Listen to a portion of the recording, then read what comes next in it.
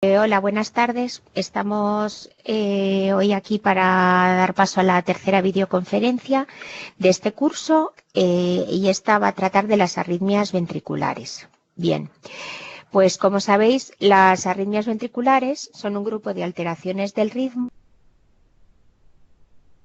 distales a la bifurcación de la de His. Entonces, como los estímulos ventriculares pues, no son conducidos por el sistema normal de conducción intraventricular, pues el QRS será ancho por un mecanismo similar al de los bloqueos de rama. Bien, bueno, aquí hay un recuerda que dice, recuerda que siempre que la estabilidad del paciente lo permita, debemos realizar un electro de 12 derivaciones y una tirada de ritmo para poder identificar el tipo de arritmia y diferenciar entre una taquicardia ventricular o una taquicardia supraventricular. Bueno, pues es verdad que a veces cuando nos llegan los pacientes a urgencias y tienen palpitaciones o demás, pues bueno, pues que el hecho de ver una taquicardia de QRS ancho nos pone a todos bastante nerviosos, tanto a los de urgencias como a los cardiólogos clínicos. Yo creo que los arritmólogos son los que menos se ponen nerviosos. Entonces sí que es verdad que luego cuando se la llevas al arritmólogo, pues dice, ¿y no le has hecho el electro de 12 derivaciones? Pues porque él ya con ver el electro pues también sabe orientarse hacia que, bueno, primero diagnóstico de taquicardia ventricular o supraventricular y también pues orientaré hacia donde puede estar el posible foco. Entonces, bueno, si el paciente está estable y que mantiene la tensión y demás, pues si podemos hacer el electro de 12 derivaciones, pues mejor. Como así una clasificación sencilla que tenemos didáctica de las taquiarritmias con QRS ancho ventriculares, pues hablamos de las extrasístoles ventriculares, de la taquicardia ventricular, del flúter ventricular y de la fibrilación ventricular. Extrasístoles ventriculares, pues tenemos una clasificación según su morfología o según su periodicidad. Pues todo el mundo ve que si llamamos polimórficos, son aquellos que tienen diferente morfología y si son monomórficos, pues son las extrasístoles que presentan una misma morfología. Y según la periodicidad, pues podemos hablar de un bigeminismo ventricular, que es cuando cada QRS normal se sigue por una extrasístole ventricular, de trigeminismo, que hay dos QRS normales y una extrasístole ventricular, bueno, tetrageminismo o bien un extrasístoles ventricular aislados, que es que no cumple ninguna periodicidad. Bien. En esta diapositiva pues se recoge como un poco los ejemplos de extrasístoles ventriculares y un poco lo que hemos estado hablando. Veis, aquí hay un complejo QRS normal y aquí hay un extrasístole ventricular y como van uno a uno pues sería bigeminismo. Aquí que por ejemplo son dos normales y un extrasístole ventricular pues sería trigeminismo, ¿de acuerdo? Esto quiere decir que si aquí vemos una y aquí vemos otra y son de distinta morfología, pues sería polimórficas. Si aquí tenemos dos seguidas, sería un doblete ventricular, pero ya sabed que cuando ahora ya tenemos tres antes, cuando hablábamos de tres seguidas y lo llamamos triplete ventricular, pues ahora se ha cambiado y ya tres extrasístoles ventriculares, en vez de triplete ventricular, ya se considera una taquicardia ventricular no sostenida, como este es el caso. Estos serían 4, pero esto ya es una taquicardia ventricular, una racha de TV no sostenida, ¿de acuerdo? Bien. Esto de pausa compensadora pues también lo entiende todo el mundo, porque cuando hay una extrasístole ventricular se sigue de un periodo que no aparece el latido, el QRS normal, hasta que aparece. Entonces, ¿qué ocurre? Pues que cuando vemos que la distancia entre estos dos R's es el doble de lo que sería en situación normal, como aquí cuando que tendría que aparecer el QRS normal, pues eso se llama la pausa compensadora completa. ¿De acuerdo? Porque equivalen a, o sea, el RR son dos distancias RR de los complejos normales. Y en este caso de la extrasístole interpolada, pues vemos que aquí no hay pausa compensadora, sino que el extrasístole ventricular se mete entre dos latidos normales, con dos QRS normales, como este es el caso también, ¿de acuerdo? Bien. Y ahora otro concepto que a pesar de aparecer muchas extrasístoles, pues no tiene tanta significación como sería el número de extrasístoles que aparecen en un Holter, por ejemplo, y que es lo que se denomina parasistolia. Entonces, la parasistolia lo que está hablando es de un foco que está lanzando, como yo digo, a piñón fijo y con una misma periodicidad extrasístoles ventriculares. Como está lanzando estas extrasístoles a piñón fijo, las extrasístoles ventriculares caen donde caen, o sea, donde tengan que caer. Y van a caer con una periodicidad que es igual a un valor o a un múltiplo de ese valor. Entonces, ¿por qué se clasifica, por qué se identifica la parasistolia? Vemos aquí que esta extrasístole cae aquí, hay otra que cae aquí, hay otra que cae aquí, otra que cae aquí. Entonces, los intervalos de acoplamiento son variables, ¿de acuerdo? O sea que con el R precedente, pues no hay un acoplamiento que tenga una periodicidad igual, sino que caen donde caen, ¿vale? Que estos intervalos interectópicos pues son múltiplos de un denominador común, que es como si dijéramos el intervalo más corto que puede existir. Pues vamos a pensar que el intervalo más corto de este foco sería este. Entonces, este foco sigue lanzando, pero si no aparece es porque está en periodo refractario. Pero ya es la siguiente vez que aparece, esta distancia es múltiplo de este periodo, de este intervalo interectópico que digamos que es el más pequeño. ¿De acuerdo? Y la tercera característica es que hay lo que se denomina latidos de fusión, que es justo cuando una extrasístole cae sobre un latido que es sinusal normal y entonces se cambia un poquito la morfología también de lo que sería el QRS normal. Hay como un complejo intermedio y estos serían los latidos de fusión. De acuerdo. Bueno, también otra cosa conocida es la clasificación de Lund de la extrasístole ventricular. Entonces es la más difundida y es importante, sin embargo, que aclarar que su valor pronóstico solo tiene implicación en el infarto de miocardio. Denominamos grado 0 cuando no hay extrasístoles ventriculares, grado 1 cuando los extrasístoles son unifocales y poco frecuentes, teniendo en cuenta que las poco frecuentes son de menos de 30 por hora, ojo, porque nosotros cuando vemos un Holter, la mayoría digamos de los médicos ajenos a la cardiología, pues a lo mejor aparecen 400 extrasístoles ventriculares y dicen, ¡qué barbaridad! Bueno, pues el arritmólogo de mi hospital, pues tienen que aparecer así como 40.000 extrasístoles para considerar que es una barbaridad, ¿de acuerdo? Porque daros cuenta que menos de 30 por hora, suponiendo que sean 24 horas, pues ya 10 horas serían 300, 24 horas más de 600, y eso estaríamos en grado 1. Ya en grado 2 es cuando son unifocales y con una frecuencia de más de 30 por hora. Grado 3 son las multifocales, varios focos. El 4A, 2 extrasístoles, o sea, doblete. Esto sería las 3 o más que el grado 4, que es la taquicardia ventricular no sostenido, y el grado 5 es el fenómeno de R sobre T, que es cuando una extrasístole ventricular cae sobre el pico de la T precedente y este fenómeno desemboca muchas veces en una taquicardia ventricular. Bueno, antes de pasar adelante, así algunas pinceladas de un poco de la actitud, pues es normal que cuando vosotros estáis en una consulta de atención primaria, una consulta del médico de empresa también, pues a lo mejor detectéis extrasístoles ventriculares que el paciente pues no nota o nota, ¿no? Entonces, pues sí, es razonable mandarlo a la consulta del cardiólogo. Entonces, bueno, pues nosotros en esta consulta, claro, efectivamente, hacemos una historia clínica y no es lo mismo tener extrasístoles ventriculares en un paciente que tiene antecedentes de cardiopatía isquémica que en un paciente que no tiene evidencia de cardiopatía. ¿De acuerdo? Entonces, sí que lo primero que hacemos es descartar que haya una patología cardíaca subyacente. Y eso lo descartamos con un ecocardiograma. Ahí ya pues podemos ver, por ejemplo, hipertrofias ventriculares izquierdas o a lo mejor que tenga una miocarditis miocardiopatía que haya pasado, bueno, todavía sin diagnosticar, una miocardiopatía dilatada, o que tenga alteraciones de la contractilidad porque haya tenido también un infarto silente y demás. O sea, un ecocardiograma.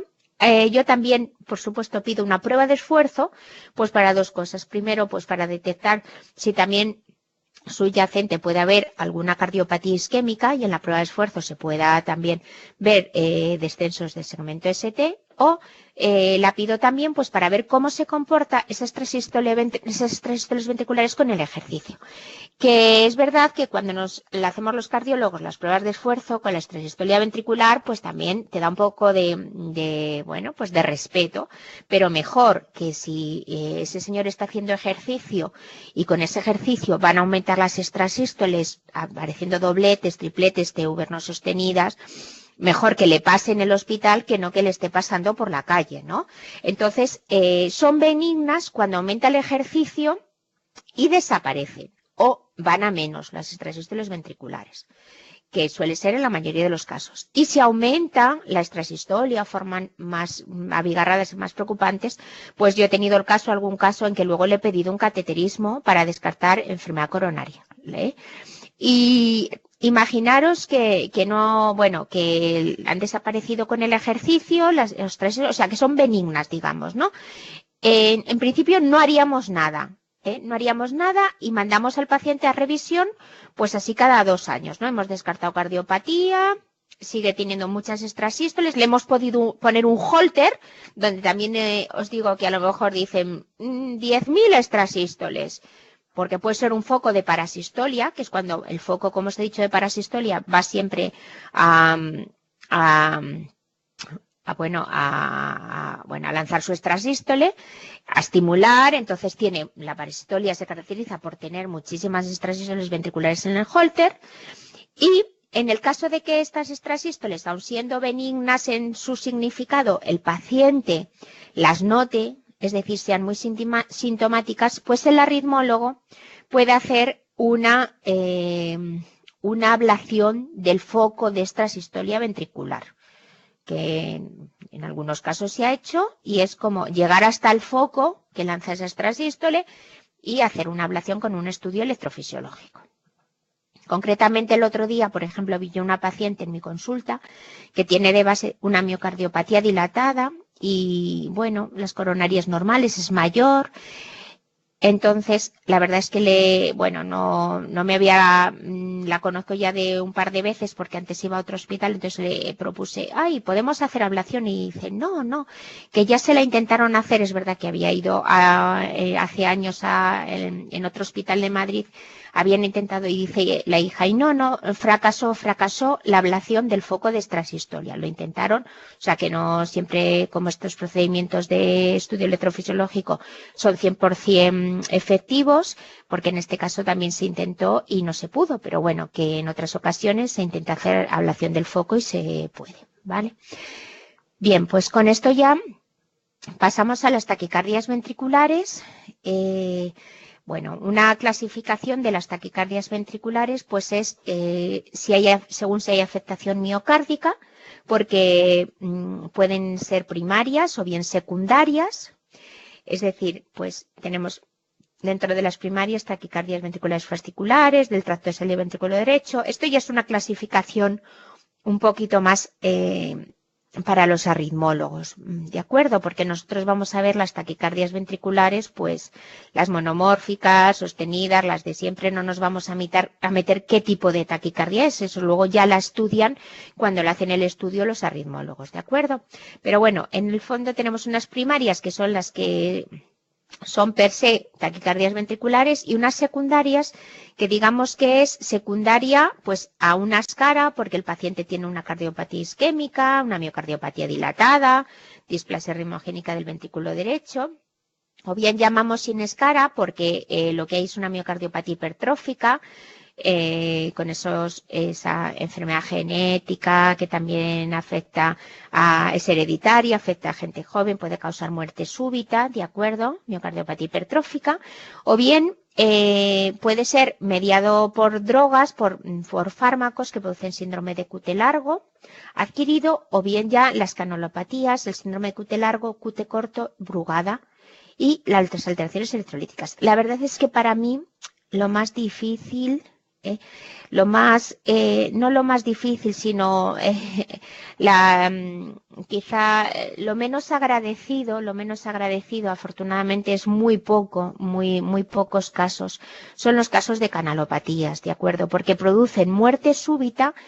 Estaba contando ahora el caso de, bueno, que hice ayer una prueba de esfuerzo en una niña de 12 años cuyo primo de 10 años había tenido una muerte súbita, recuperada por suerte, porque su madre empezó con maniobras de resucitación cardiopulmonar hasta que llegó el SUMA y ya le desfibrilaron. Y bueno, ese niño tiene un desfibrilador, tiene 10 años, el chaval. Entonces, bueno, pues ayer el padre de esta niña estaba preocupado porque dice, es que a su primo tampoco con la prueba de esfuerzo ni en los electros que le hacían, el niño se había quejado de palpitaciones, no se le había podido desenmascarar. Y lo que tiene el niño es un síndrome de QT largo.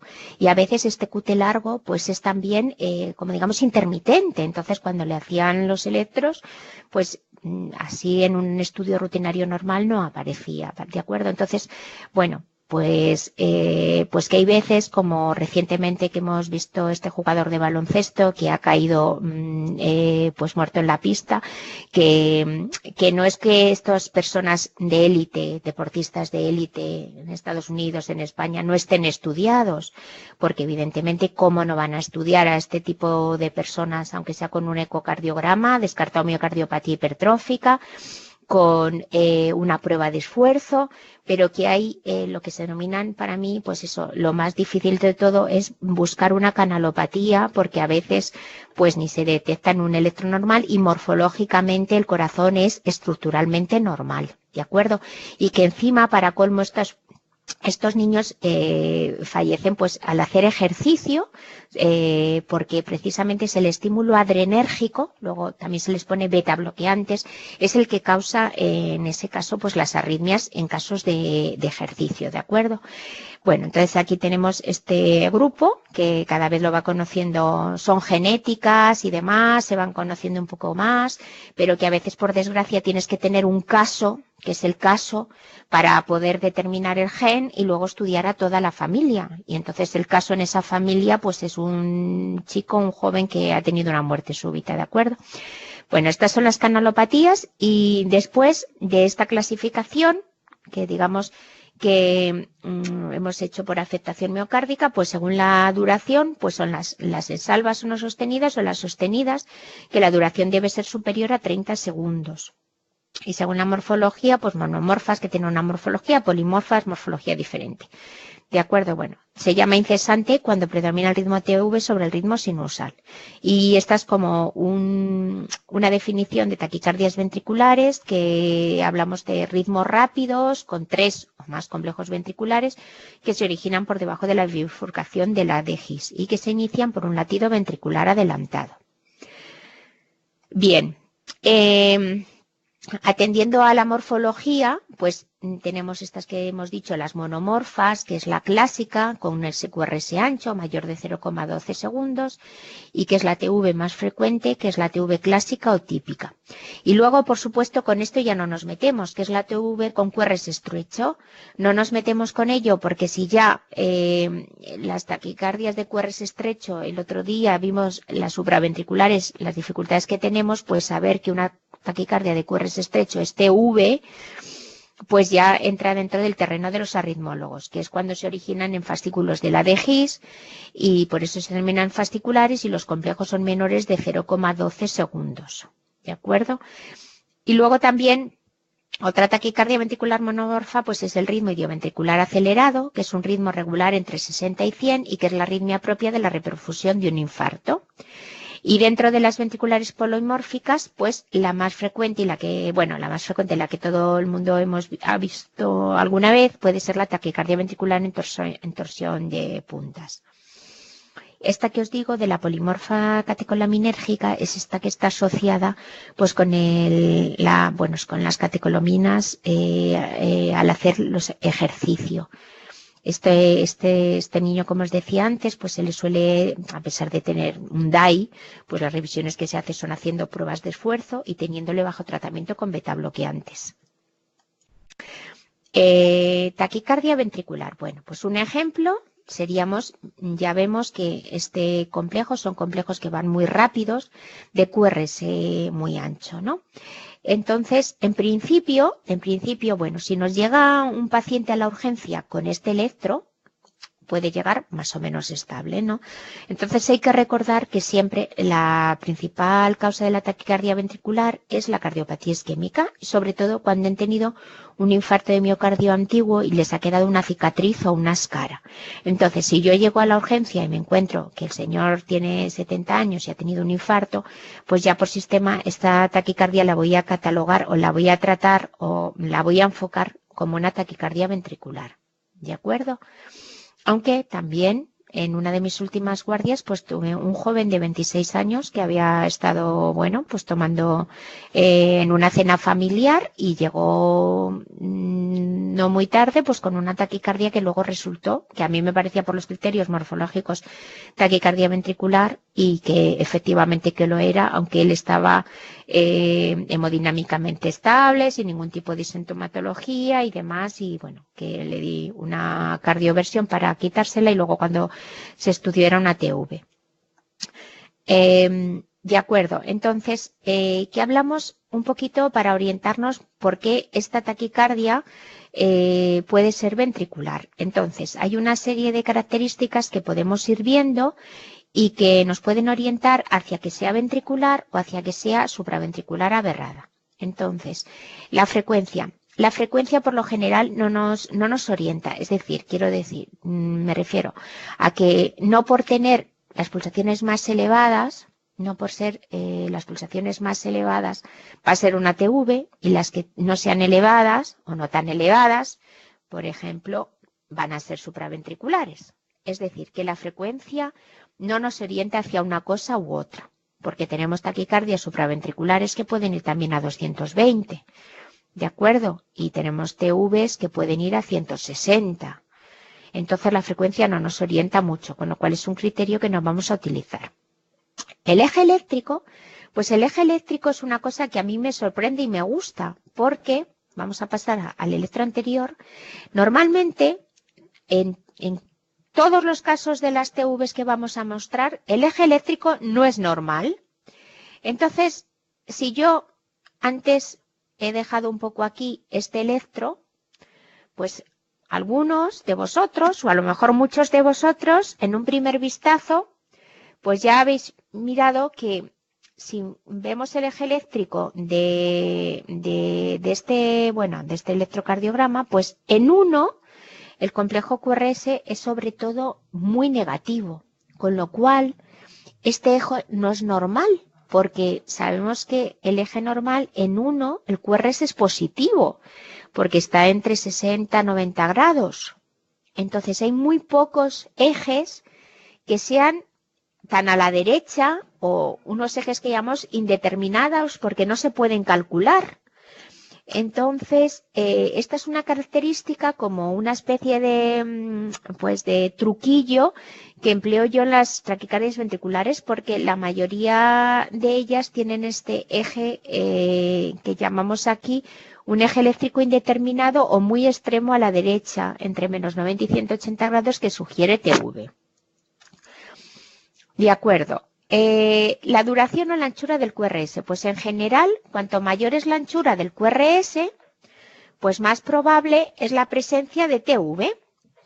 En taquicardias de QRS ancho con morfología de bloqueo de rama derecha se dice que la duración del QRS mayor de 140 sugiere TV, mientras que si la morfología es de bloqueo de rama izquierda, el QRS mayor de 160 milisegundos, pues es un fuerte predictor de TV, aunque no siempre esto se cumple al 100%. Concordancia.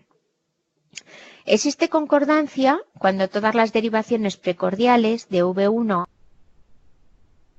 son monofásicas y con la misma polaridad, ondas R positivas o negativas.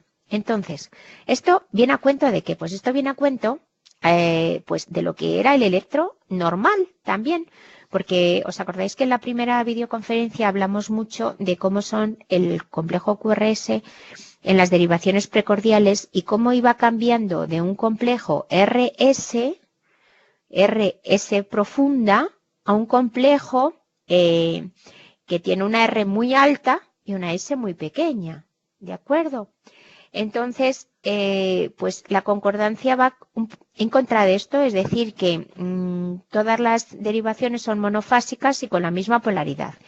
Y un patrón concordante negativo, pues es un fuerte indicador de TV, ¿de acuerdo? Y cuando ya hay un patrón bifásico, como es encontrar una pequeña Q y una R grande, o una R y una S, en cualquier derivación ya anularía la concordancia y no nos hace pensar en la TV.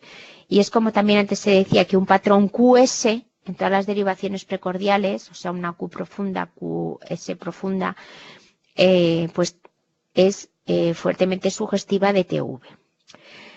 Bueno, disociación auriculoventricular, pues cuando vemos una actividad auricular que es independiente y más lenta que la actividad ventricular sugiere TV, pero esto ya incluso me lo habéis preguntado en las preguntas, los que vais muy adelantados. ¿Quién es el niño guapo que distingue en un electro como este dónde está la disociación auriculoventricular y dónde podemos ver las aurículas que van más lentas? Los ventrículos sí, claro. ¿Y dónde podemos ver las aurículas? Entonces, claro, pues si en algún electro se ve también que somos capaces de distinguir la actividad auricular, pues nada, chapó. Eso ya es una TV, pero es muy difícil de ver. Y como lo que nosotros manejamos son con casos normales, electros normales de gente que nos lleva a urgencia y somos gente normal, somos médicos normales, pues la verdad es que a mí también me resulta súper difícil de ver la disociación AV. A continuación, los otros dos puntos los tenemos en la otra diapositiva, que son las capturas, y es cuando hay una TV, tenemos una tira de taquicardia ventricular y de vez en cuando aparece plin como un complejo QRS estrecho con una morfología similar al ritmo sinusal, debido a que en un momento dado, pues uno de los impulsos es conducido a través del nodo y hay una conducción normal. Entonces, bueno, pues si somos capaces de distinguir un complejo, si existe, un complejo QRS estrecho normal, pues el resto son TV. El resto de los complejos son TV y esto es lo que se denomina captura. Y finalmente, pues ya cuando ninguna de estas cosas se cumple o pues pasamos a lo que son los criterios de morfología del QRS, que ahora los vamos a estudiar en lo que se llama el algoritmo de Brugada para el diagnóstico de las TVs. Bueno, este algoritmo de Brugada, que hay varios algoritmos para estudiar una taquicardia ventricular, un electro con una taquicardia ventricular y decir un electro con una taquicardia con un QRS ancho y decir que es una taquicardia ventricular. De ahí la importancia del electro que os he dicho de 12 derivaciones. Es decir, normalmente, y esto me ha pasado a mí en algunas de las clases que he dado, pues me han dicho, oye, que yo estoy en urgencias, que yo en urgencias no me voy a poner a ver si esta TV es de morfología bloque rama derecha, de rama izquierda, que yo quiero saber que es una TV y aplicarle el tratamiento adecuado, efectivamente. Y cuando ya cogemos ese electro y ya hemos hecho la cardioversión y ese chico, como me pasó a mí, de 26 años, está en ritmo sinusal y llego por la mañana a la sesión y enseño el electro de 12 derivaciones, pues ya empezamos yo ya le tenía de vueltas en la cabeza, pues a mí esto me parece una TV porque va a cumplir los criterios y efectivamente se confirmó que eran unos criterios, pero esto es como para estudiarlo en el despacho de los arritmólogos y ver ese electro en todas las derivaciones. Entonces, en principio este algoritmo de Brugada pues se basa en ir haciendo una serie de pasos y si no se cumple uno, pasar el siguiente. Entonces dice que no haya complejos, la presencia o ausencia de complejos RS en derivaciones precordiales. Monomorfismo, es decir, si yo veo un complejo RS en derivaciones precordiales, en principio no puedo decir que ya sea TV, ¿vale? Y como no lo puedo decir, tengo que pasar al paso 2. Vuelvo otra vez al electro anterior. Yo veo en V2, V3, V4, V5, V6 un complejo que está formado por RS profunda, con lo cual aquí no hay monomorfismo, con lo cual yo aquí no puedo decir solo por ver esta morfología que esto es una TV. Podremos ver otras cosas, pero desde luego que por el criterio de monomorfismo no puedo decir que sea TV. ¿Qué hacemos a continuación? Pues vemos la duración desde el inicio de la R hasta la S. Y si esa duración es mayor de 100 milisegundos, 2 cuadritos y medio, ya puedo decir con un 98% de especificidad que es una TV. O sea, desde el inicio de la onda R hasta el punto más profundo de la S, sea muy ancho, 2 cuadritos y medio, puedo decir ya que es una TV.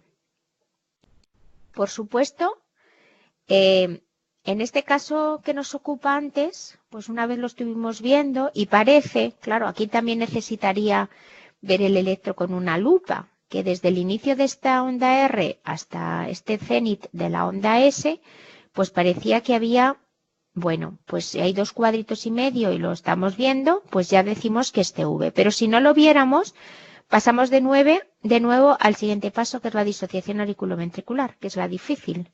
Si no lo veo, tampoco lo puedo decir. Si veo que hay disociación, pues ya digo que es TV. Y si no lo veo, paso a los criterios morfológicos de patrones de bloqueo de rama. Y esos me los llevo en el bolsillo. Y entonces miro las derivaciones V1 y la derivación V6. Y si la V1 tiene esa R monofásica, así grande, y la V6 tiene una RS, como sería el caso de antes, la tenemos en la cabeza, la podéis volver a pasar para atrás, pues es una taquicardia que tiene morfología de bloqueo de rama derecha. Y si en V1 lo que veo es una R con estas características, luego una S muy profunda con estas medidas que pone aquí, mayor de 30, mayor de 90 en V1 o en V6 esta morfología, pues es una taquicardia con morfología de bloqueo de rama izquierda. Y así, pues con muchos ejercicios, pues llegamos a la conclusión. Entonces, este es un caso de un electro de nuestro hospital, porque además el señor estaba estable, se le hizo, y entonces, bueno, pues para empezar aquí veo unas RS grandísimas, con lo cual ya no puedo decir que es una TV, ¿vale? Sí que veo una cosa que no entra en los criterios, y es, ojo, mirad el eje. Este eje negativo, QRS negativo en 1. Eso que os he dicho, ese pequeño truquillo, cuando el eje es muy extremo, que puede ser, pero esto no está dentro de los criterios, esto es como un truquillo casero, ¿vale? Entonces, aquí, por ejemplo, digo, ausencia de RS, pues no pasamos. Entre RS, mayor de 100 milisegundos, no. No hay 2 cuadritos y medio. Con lo cual deberíamos pasar. Disociación AV sé que se iba a ver en algún sitio. Esto puede ser un complejo de captura, que eso ya daría lugar a considerar que es una TV, ¿vale? Porque aquí sale de repente como un QRS estrechín, más estrecho, ¿veis? Y esto es catalogado como una captura y así ya lo haríamos. Y en este no, pero en otro electro también se veía la disociación AV. Se veía en algún punto que también había por algún lado algunas, más claramente algunas ondas P. Nos quedaríamos aquí. Y si no, pues llegamos al final y miramos V1, V6. Y es que es clavado a esto que está sacado de internet, de cuando, bueno, pues cuando sale el algoritmo de Brugada, en uno de los sitios que me lo veía más claro. ¿Veis? Está claro que esto es, V1 es correspondiente a este, V6 es pues prácticamente clavado a este. Entonces este sería una taquicardia ventricular con morfología de bloqueo de rama derecha, que tampoco es muy rápida y tampoco tiene un QRS tan ancho, como decimos, de las taquicardias cuanto más anchas, más ventriculares. Sin embargo, es una TV, ¿de acuerdo? Tenemos otro caso aquí. Nos impresiona un poco más porque aquí ya hay un complejo, bueno, hay un complejo QR. O sea, este señor, si está en el seno, ha tenido un infarto, pues tiene como unas ondas Q aquí, ya en todo, con lo cual llegaríamos a pensar que puede ser una TV por la historia, pero si no, pues volvemos a lo mismo. El truqui del eje, en uno QRS negativo, y si seguimos haciendo los pasos y llegamos hasta el final, pues también también sería de morfología de bloqueo de rama derecha. De acuerdo. Bueno, a continuación, pues esta es una taquicardia ventricular polimórfica, que es la que todo el mundo también ha visto, conoce alguna vez, o al menos de los libros, la torsade de Pointes, que está asociada a la presencia de QT largo y que hay un movimiento helicoidal de la punta de los complejos ventriculares con una polaridad hacia arriba y otras hacia abajo. De acuerdo, pero el gran dilema del diagnóstico diferencial de la taquicardia de QRS ancho es que cuando sobre todo hay estabilidad del paciente, pues eso que dice, viene con las tensiones bien, no se queja de nada, pues nos podemos plantear que sea una taquicardia supraventricular con bloqueo de rama, o bien una taquicardia de las que no hemos estudiado en las diapositivas, pero sí en los apuntes, que son esas taquicardias del Wolf, pero las raras, las que son antidrómicas, que bajan por la vía accesoria, la taquicardia, digamos, la corriente baja por la vía accesoria y sube por la normal, con la cual es una taquicardia por reentrada antidrómica y su complejo es QRS ancho porque baja por la vía accesoria. ¿De acuerdo? Que dentro de las taquicardias del Wolf son más frecuentes las supraventriculares ortodrómicas que bajan por la vía normal la corriente y sube por la vía accesoria y entonces el QRS es estrecho. Es decir, que cuando tenemos una taquicardia de QRS ancho, no sabemos si es ventricular, si es supraventricular con bloqueo de rama o si es una taquicardia por entrada auriculoventricular antidrómica de la conducción AV por la vía accesoria. A ver, en este caso, si el paciente ya teníamos un antecedente de Wolf y demás, o que lo sabemos, o te dice que sí, yo siempre en el electrobasal me han detectado algo y tal, bueno, pues podemos pensar en ello. ¿De acuerdo? Entonces, el bloqueo de rama también puede ser persistente en caso de las supraventriculares con bloqueo de rama, o bien puede producirse al alcanzarse el periodo refractario de una de las ramas debido a la frecuencia de la taquicardia.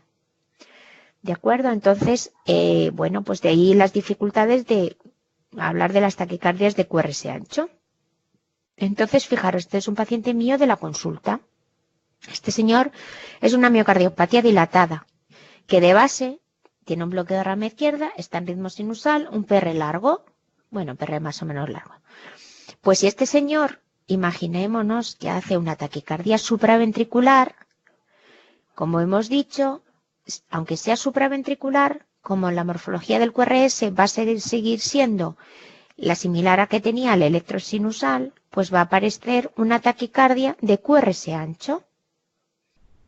Entonces decimos, si este paciente que está en un bloqueo de rama izquierdo en ritmo sinusal tiene una TSV, pues sí que también parecerá una TV. ¿De acuerdo? Y para esto nos orienta mucho si tenemos un electro previo y vemos que ya tenía una morfología de bloqueo de rama izquierda, y con la taquicardia se mantiene esa misma morfología.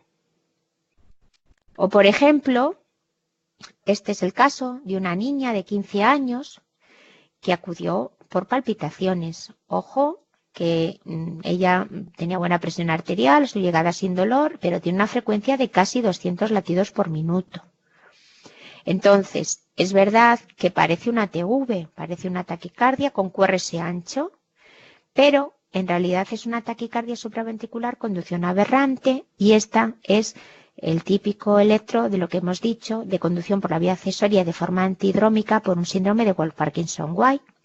En realidad, cuando esto nos viene una niña así o un joven así o esta taquicardia, pues yo la verdad es que me quedo mucho más tranquila dando, si se puede, o sea, antes de fármacos y demás, pues si puedo sedarla, que está estable en reanimación y darle una cardioversión, pues luego se vio al darle la cardioversión ya la conducción normal y que tenía un Wolff y un electro de Wolff, ¿de acuerdo? Pero bueno, quiero decir la dificultad y el miedo que nos puede dar, pero a todos, ver este tipo de taquicardias en una urgencia por una persona que llegue con este tipo de arritmia. Aquí, por ejemplo, hay varios casos en los que decimos estos truquis de truqui que nos lleva a pensar que esto es una taquicardia ventricular. Pues esta desviación del eje extrema, el eje noroeste que se llama, ¿vale? Mirando en 1, que el QRS es negativo. Pero otra cosa, si por ejemplo acordaros del primer capítulo donde hablábamos del bloqueo de rama derecha, ritmo sinusal, bloqueo de rama derecha, y en mi bloqueo posterior izquierdo, que nadie me lo decía porque es muy raro y porque se caracteriza porque el eje es derecho. Este es el caso. Un eje derecho, muy raro, muy raro. También es casualidad que este señor, o esta persona que tenga de base este electro, bueno, pues tenga también una taquicardia supraventricular y que no sea ventricular, sea supraventricular con conducción aberrada. Pues también os parecerá una TV, más y más si ahora os fijáis en el eje, ¿de acuerdo? O sea que esta persona puede hacer perfectamente una taquicardia supraventricular si se pone muy rápido. Pues vamos a ver un complejo ancho con este eje a la derecha, el bloqueo de rama derecha, que da un QRS ancho, y en ese caso también nos puede parecer una TV. No va a cumplir luego los criterios de Brugada morfológicos, que para eso los vamos a tener.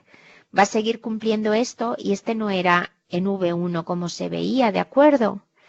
El de bloqueo de rama derecha. Y si tenemos un electro previo de este paciente que también lo tenga así ya previamente, pues nos va a orientar hacia, es más, un bloqueo de rama, ¿no?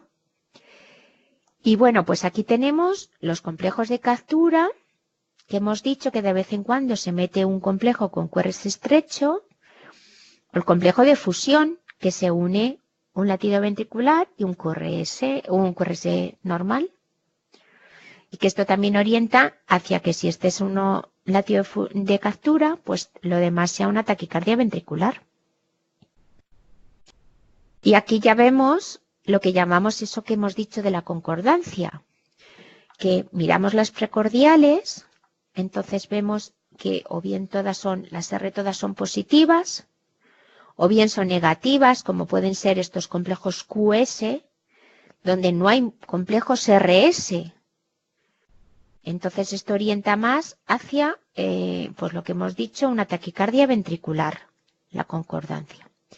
Pero bueno, en definitiva, hay un algoritmo muy sencillo, no un algoritmo, hay una premisa muy sencilla que es las taquicardias de QRS ancho son ventriculares, entre paréntesis, mientras no se demuestre lo contrario. O sea que nosotros vamos a tener que demostrar que no es ventricular, que en principio podemos decir QRS ancho, ventricular, pues a partir de ahí vamos a ver si no es ventricular, ¿vale? Entonces de aquí esto que me gustó de otra presentación de un compañero que decía las taquicardias de QRS ancho son ventriculares mientras no se demuestre lo contrario.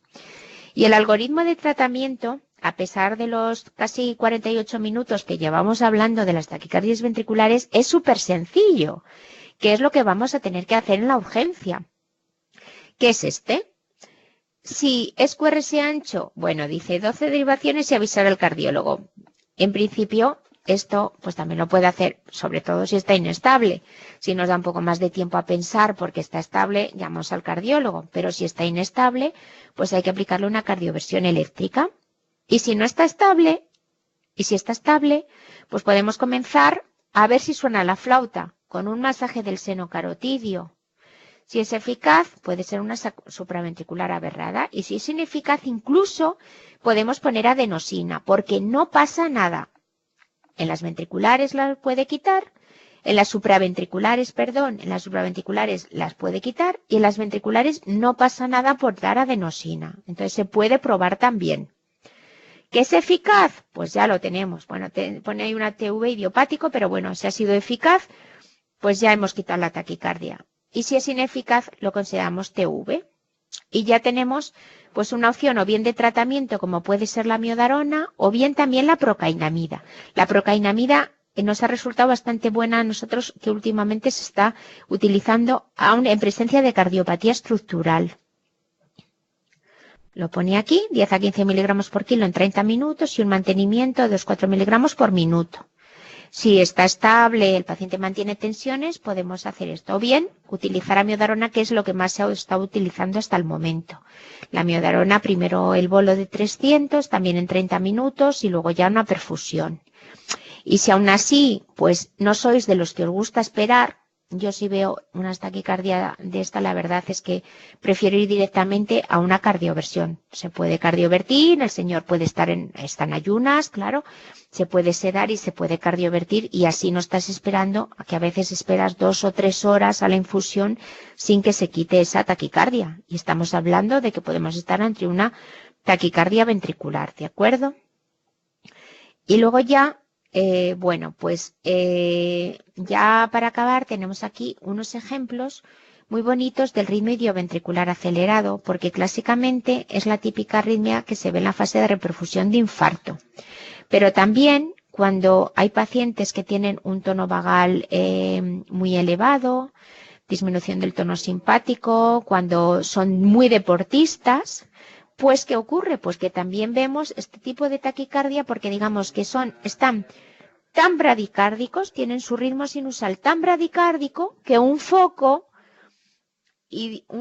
ventricular es como si actuara de rescate.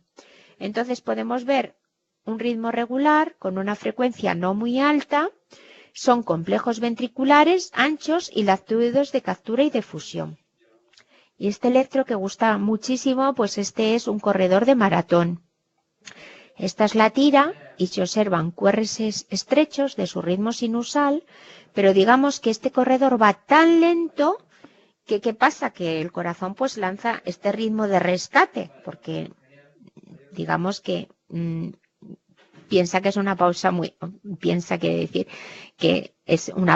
grande, entonces hay este ritmo que es un ritmo QRS ancho, no precedido, por supuesto, de ondas P, porque es un ritmo idioventricular, acelerado porque es un ritmo que es ventricular, pero tampoco va demasiado rápido, no va por encima de 100, y que incluso, como vemos aquí, pues, vuelve a salir otra vez el ritmo sinusal normal.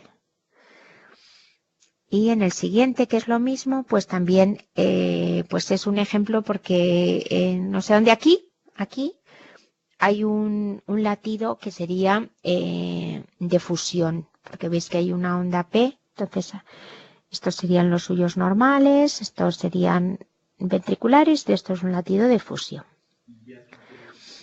De acuerdo. Y bueno, en esto es una cosa muy curiosa, pero que la cuento siempre, porque ya sabéis que no hay un buen signo ni un buen síndrome si no hay nombre.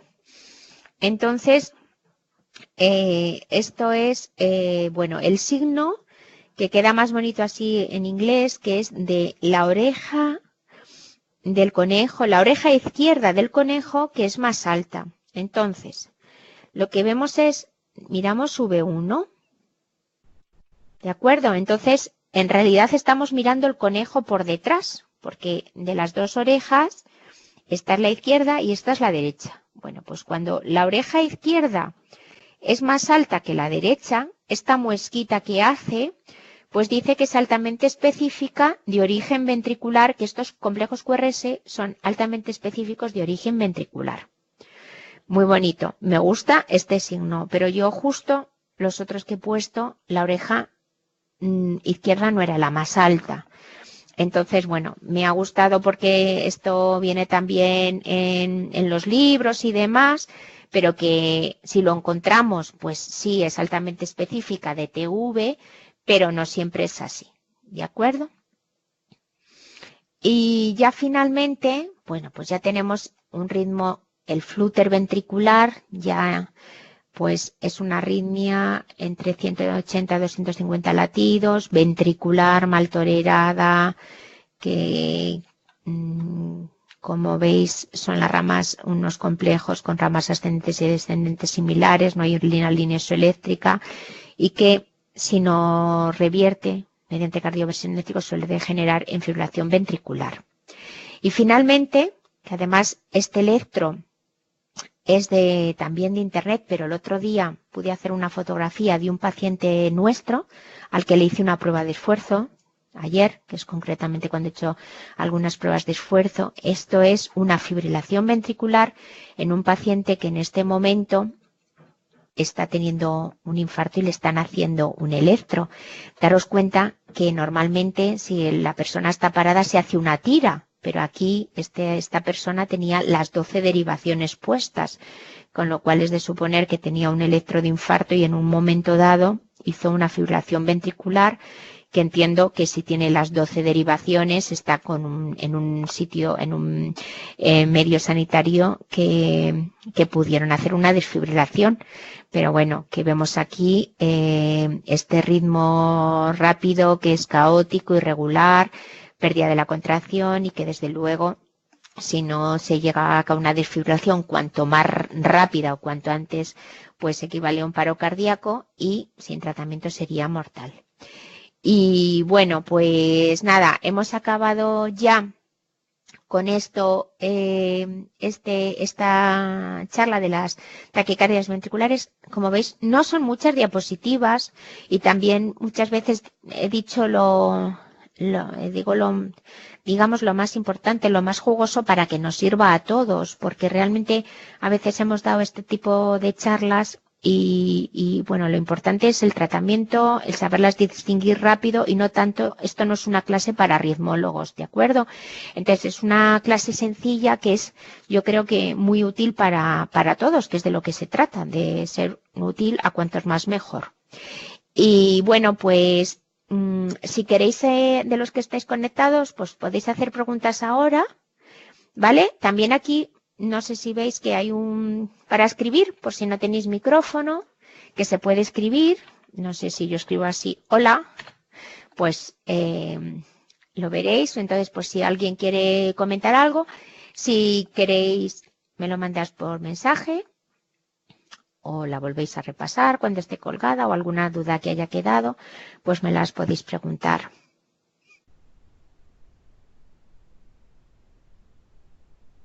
Y si no hay ninguna duda, ninguna pregunta, pues lo dejamos aquí y ya nos vamos a ver en la última videoconferencia, que no va a ser el miércoles que viene, sino que será dentro de 2 miércoles, ¿vale? La próxima semana para repasar todo lo que hemos dado y ya finalizar la última videoconferencia, que es de cardiopatía isquémica.